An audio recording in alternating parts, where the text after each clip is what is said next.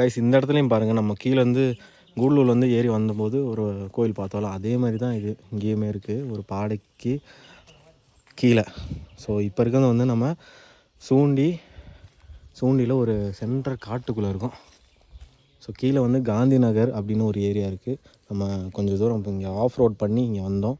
So இந்த இடையில தான் இந்த கோயில் அமைஞ்சிருக்கு. ஸோ இங்கேருந்து வந்து பார்த்தீங்கன்னா மேலே அப்படியே ரூட் போகுது. ஸோ மேபி அந்த சைடு ஒரு நல்ல வியூ கிடைக்கும்னு நினைக்கிறேன்.